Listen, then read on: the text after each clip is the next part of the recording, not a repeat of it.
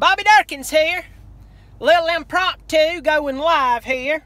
I'm on my lunch break. I am in parking lot of an Ingles. Yes, born in the Carolinas. I'm in the parking lot of an Ingles. Just want to talk about what went on yesterday with the ACC Media Day. Dabo, Swinney taking the stage. Hey, Bowser Nation, go Tigers! Lord, let me tell you right now, I've taught my boys something. Jesus is Lord, farts stink, and the Tigers are king. Woo! So I'm glad you're here. Go Tigers. But at the end of the day, got somebody driving by me here being nosy. Yes, it's Bobby Durkins. Leave me alone. A lot to talk about this week with Clemson football. Let's just be honest with ourselves. Brent Venables become the highest paid assistant coach in college football. Was actually well deserved. I think a lot of these guys, especially in college football, we have a bad tendency to throw money around to people who, in my opinion, don't deserve it. Now, I'm not one of those people who says, I don't want people earning a lot of money because it's wrong. Why is it wrong? Because you don't earn that money, and the only time it's going to be good is when you earn that money. That's stupid. Dumb. That's ridiculous. That's how you get third world countries. But anyway, glad Brent Venables is secure. Let me tell you what that move does.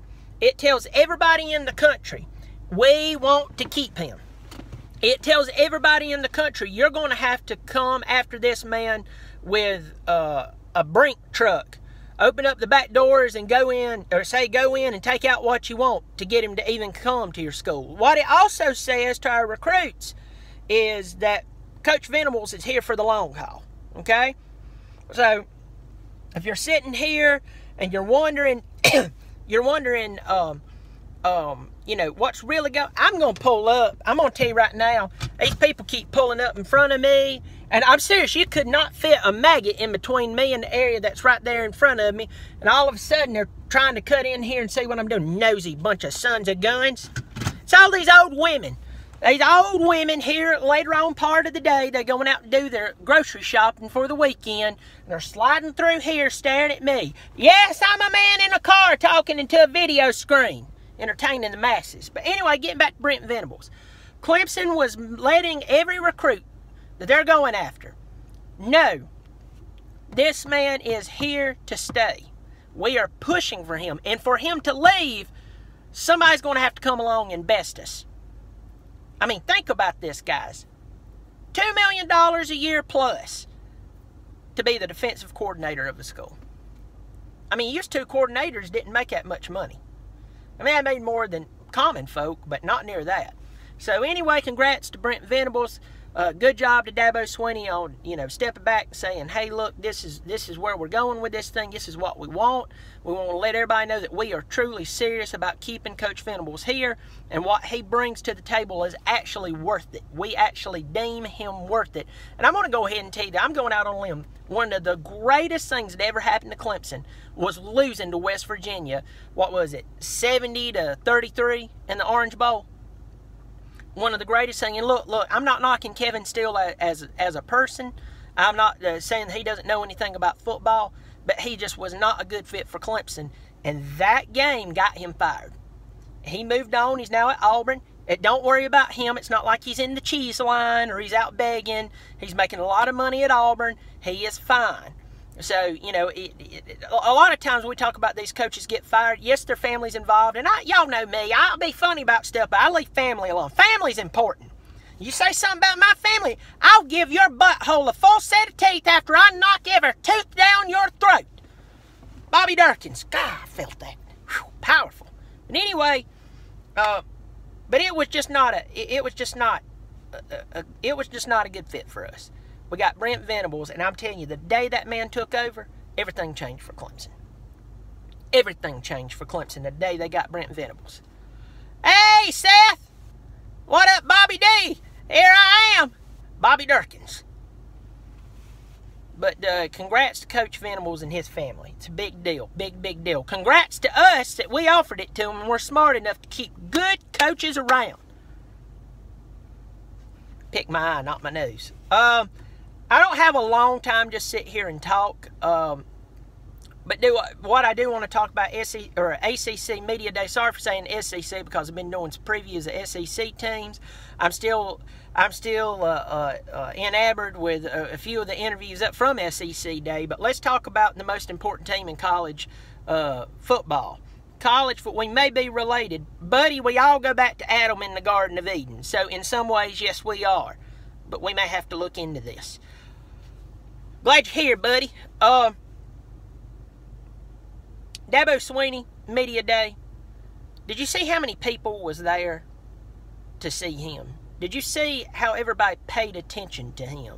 What a big deal it was that Dabo Swinney was there. How many people here remembers when Clemson was just another name? I know to you and I it wasn't, but I'm talking about it was just another football team trying to make it to the upper echelon of college football. I do. The majority of my life has been spent going, how did we lose that game? And talking about the 80s and the Danny Ford days. That's the majority of our life. But when you look at ACC Media Day and Dabo Swinney walks up there, you're looking at a man who's got his team to 7 consecutive 11-win seasons. You're looking at 10 or 11 win seasons. You're looking at a man who has taken his team to the college football playoff 3 years in a row. You're looking at a man who won a national championship. You're looking at a man who has changed everything about Clemson. If we wanted to talk about winning, we had to talk about history. And that's when you hear me talk about a lot of these teams I'm talking about. Let me be very, very clear. I'm not knocking your history, but you have to remember your history is history, right? That means not now. So when I'm evaluating teams, I have to evaluate them off of now, not how many championships or Heisman Trophy winners or consensus All-Americans you've had. I'm not talking about your dynasty that's compiled over 100 years. I'm talking about this year. The great thing about Clemson is their current team is extremely fruitful. That's a word I like to use. Swinney talking about how happy he was that, Venables is locked down pretty much. You're never really locked down in college football. We know that. Brent Venables is a hot commodity. He could leave after this coming year. And then talking about, just the competition that's going on. The guys fighting in the trenches, getting better against each other. And then not really too much tipping the hat about the quarterback situation. I'm going to go ahead and tell you this. I'm going to go ahead and say this. I feel like I need to say this to everybody. Y'all know me. I like to make you laugh even if I have to tickle your toes. But at the end of the day, I want to say this. I am not anti-Kelly Bryant. I am not. Let's stop here and let's think about how far Clemson football has truly come. All right? Everybody, buckle up. Here we go. In 1998, we were 3-8. 1998, we were 3-8. We're going to have the best defense and offense in college football. Bowser Nation, I agree with you on the defense. Offense, we're going to be one of the best offenses. But our quarterback situation, that's where I'm going with this. That's good timing, Bowser Nation. Everybody share this video. Remember I am on Instagram at @TheBobbyDurkins. Go look it up. I ain't got an Instagram. Create one. Don't even put your picture up there. Just follow me. I'll make you laugh. You could be near walking out front of a bus and ending it out. Watch one of my videos, put a pelt in your step. You'll be fine. But we're talking about a guy who went 12-1 last year. 12-2, excuse me. He went 12-2. You really can't count that Syracuse game as a loss because he got knocked out so early. So we'll say 12-1. Let's just go 12-1 or something like that. He has a lot of experience. He is a good runner. We do have the talent around him to be able to move the ball. So it's not like if we start Bryant that all else is, everything's lost and it's good for nothing. He has experience. Experience means a lot. Kelly Bryant is an extremely talented individual, very athletic. What throws the wrench into the gears is when you see the play calls change because of the type of quarterback that he's different from Trevor Lawrence. Now let's talk about the cons of Trevor Lawrence. Oh, there's no cons of Trevor Lawrence. I know he's so talented. It's hard for us. But right now, we're all in the all factor. It's like right now, it's like the first time I got a kiss with tongue from my girlfriend. I thought I was in love. No, I wasn't. I wasn't in love. Can't even remember her name. And that's what's happened with Lawrence. Though he is really talented, though he is a once-in-a-lifetime player, we have to step back and look at this. Torrin Davis, I'm just trying to listen to me. I'm just trying to help you here. Glad you're laughing. Maybe you can come off your lunch break and be productive today. I'm trying to as well. Just trying to get to 5 o'clock. Lord, let 5 o'clock cometh quickly. But Trevor Lawrence, the one thing that he does not have is experience in college football. Now, do I think that we could start him and go undefeated with the weapons around him? Absolutely. Absolutely. Do I think that he will be the starter at some point in the season by the second or third ball game? Possibly. If not seeing a lot of action, absolutely. One reason that I've wanted Kelly Bryant to be moved is for his own purpose. Kelly Bryant can play in the NFL as a skill position. He can. He's not a short midget. He's not teeny tiny. He doesn't look like a stick man. Kelly Bryant can play in the NFL. The problem that we have right now is that if we put him in there at quarterback, he's going to have to change positions. It's going to hurt his draft status. And we have the quarterback to do what we need to be doing. And you can get him through this schedule. Clemson's schedule is not that hard. It's not easy, but it is not that hard. Torrin Davis, you agree with me. You're right. I'd love to see him as a wide receiver. I would too. So this is not the Kelly Bryant Haters Club. Kelly, I love you. I think you're great. I celebrate that you're on our team, and we will back you up if you're our starter or not. It's just, put him at wideout, he'll go in the NFL and he'll play wideout. He's talented. He's a big kid.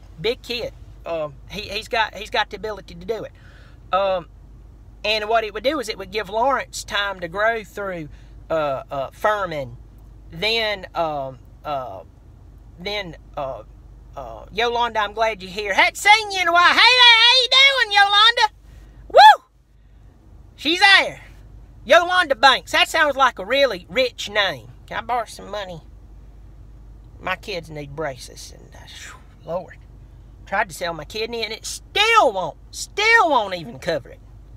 That black market's not as good as it used to be. I don't know, ever since Amazon come along. But no, what I'm saying is you could get him through those first 3 games, and it would grow him. Some tough games. I'm gonna do my preseason for Clemson and a few other teams in the next couple of weeks. I'm trying to wait for Clemson because that's the gem of the gem. I mean, that's the cream of the crop. That's the stink in the fart, y'all. So I'm gonna be doing that soon. But what I am gonna say is that it would grow him. The games that we're gonna have to watch out for, A&M, because it's at A&M, we really don't know much about them. NC State, definitely. I hate to say it, but the Chickens are not a bad football team, guys.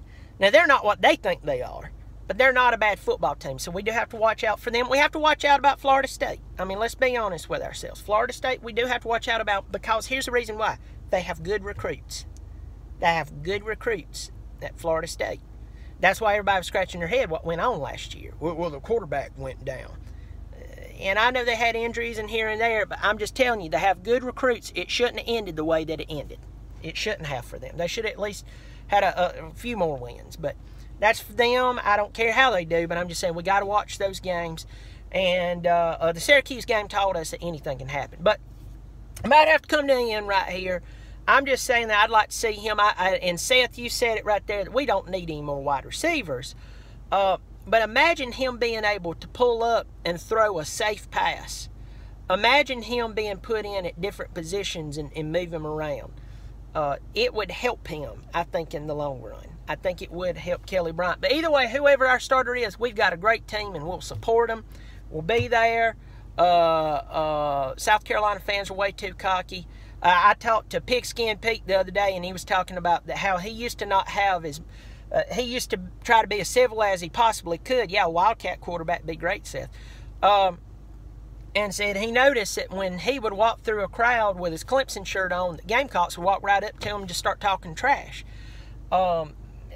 I know a few Gamecock fans who are really kind and nice, and I like them. I despise and hate their team with everything I am, right down to the doo-doo strands. But at the end of the day, more bad outweigh the good. But I will tell you right now, they're a little cocky. They're a little cocky. That's what happens when they get just a taste of winning. All of a sudden, they're winning everything. And it's like, well, how many games did you lose last year? Let's not talk about that. But, yeah, we're going to pull for them. Our team looks good this year. Swinney, great job on being professional. Everybody, I got to go. I got to go back and dig some ditches. Got to dig some ditches. But y'all go check out that LSU video I put up. And y'all just go take care of it. Do the Lord's work today. And y'all let me know some more teams y'all like for me to do a preview on, because you asketh and you shall receiveth. All right, I'll see you. A&M or FSU, who's the toughest game? Will Jones. I'd say talent-wise, FSU. A&M's not too bad. Coaching-wise, I hate to say it, old Jimbo's got them on the coaching side right now. So that's a split, but to make a definitive decision, Florida State's a tougher game right now. Florida State's definitely a tougher game, because they're going to come at us with everything because of that division title. Well, guys, I got a lock and load. I get this thing to turn off. Let's see if I can get this thing to... Y'all be good. See y'all. Bye.